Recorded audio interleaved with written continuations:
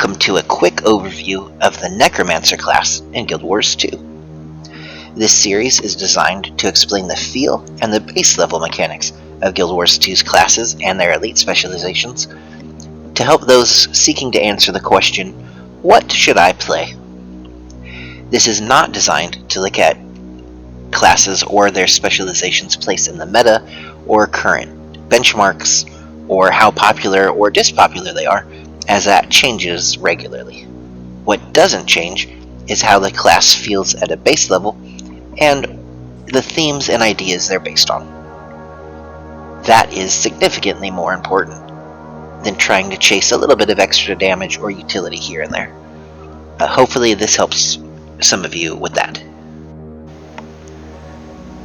As its name might suggest, the Necromancer is Guild Wars 2's version of the Necromancer archetype. In Guild Wars 2, it's based around the concept of death, blood, soul reaping, and the chilling terror of the beyond. The Necromancer exploits these weaknesses in their foes, bringing crippling debilitations, life-draining aspects, and persistent damage effects, along with a variety of expected and unexpected weapons.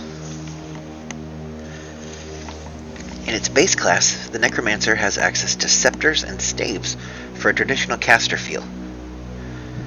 The scepter can be paired with an offhand, either Focus, Warhorn, or Dagger.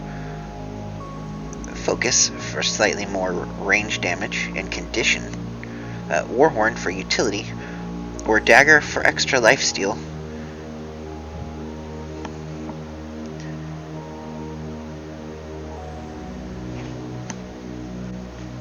The Necromancer's primary ranged physical damage weapon is the axe, while their dagger is their close-ranged main hand weapon.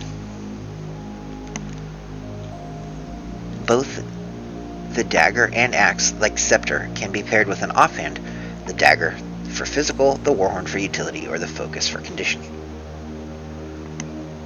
The Necromancer's profession skill, Death Shroud, lets the Necromancer store the life force of fallen foes and then turn into an avatar of darkness, trading away the ability to be healed for a set of skills that use the life force to further damage their foes. With the Heart of Thorns expansion, the Necromancer adds the Reaper spec, a melee-focused powerhouse built around the power of its signature weapon, the Greatsword. When combined with their new skill line, Shouts, the Reaper fits the bill for those wanting to play as some version of a Death, Dark, Shadow, or Frost Knight. In the Reaper's case, they specifically focus on Frost and Shadow, allowing them to exploit chilled enemies by striking through them to cause more damage, or by twisting that into bleeding effects. The profession mechanic of the Reaper changes Death Shroud into Reaper Shroud. When entering this shroud, the Reaper turns into a scythe-wielding Reaper of Grenth, the god of the underworld. Reaper Shroud loses the long-range abilities of its base shroud, opting instead for close-range attack chains, a gap closer, and a hefty area of attack. It also can place a frost field on the ground, which it can then exploit for crowd control or, through its trait lines, extra damage. This transformation, like its base shroud, is temporary, though it flows easily into a Reaper's normal attack patterns. It can, however, end early if you absorb unnecessary hits from enemies or large AEs, which make using it require a little bit of finesse. This dark bargain is only temporary, however, as once life force has been expended, the shroud will end, reverting the Necromancer back to their original form. In the Path of Fire expansion, the Necromancer explored the desert lands of Tyria, and, from its ancient inhabitants, learns the Scourge specialization.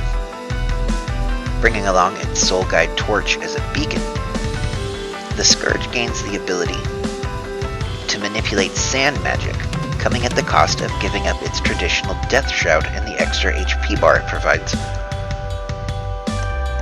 These magics allow the Scourge to create ghostly sand shades on the battlefield, which they can channel the power of the desert through, while also affecting themselves.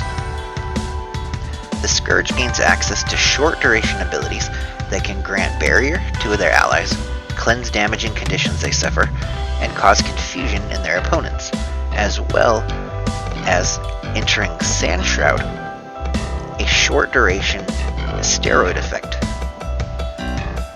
In their trait line, Scourge can further enhance their sand skills to either cause burning pain to their enemies, to further enhance their barriers, or to provide the alacrity boon to their allies.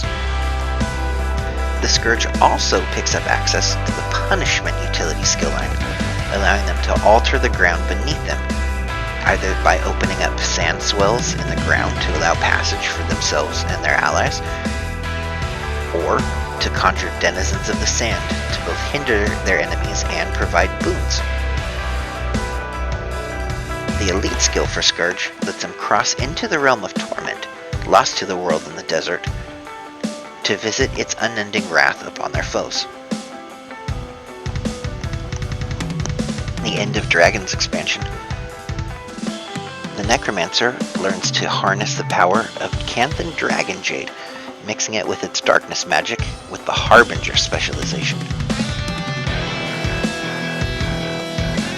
This Plague Doctor feels right at home on the battlefield, armed with an array of its brewed concoctions called elixirs, its utility skill line, and its trusty pistols, the Harbinger class weapon. This build trades away some of the survivability of other Necromancer skills in exchange for focusing on ranged attacks and mobility. Harbinger Shroud, its take on the Death Shroud mechanic, gains access to powerful ranged combat tools and movement skills. However, it does not provide either an extra health bar or barrier against damage taken. Instead, it and its elixirs focus on the Blight mechanic. Blight, when applied to the Necromancer, reduces its maximum health in exchange for gaining increased effects on the enemy or through boons on its allies. In Secrets of the Obscure, the Necromancer gains access to swords for both their main and offhand.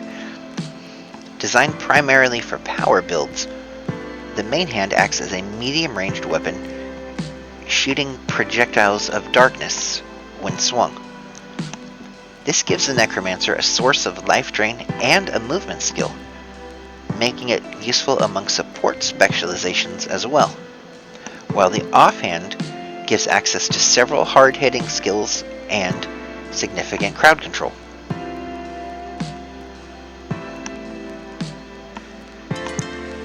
Each weapon skill on the swords also has a secondary effect that, once used, can be used again at the cost of the Necromancer's health for an increased effect. In Janthier Wilds, the Necromancer, along with the other classes, gains access to the Spear. The Necromancer's version of Spear is a two-handed melee weapon that's found a home in both power and condition builds, as it provides a ranged gap closer, has the ability to inflict chill and strip boons from its target.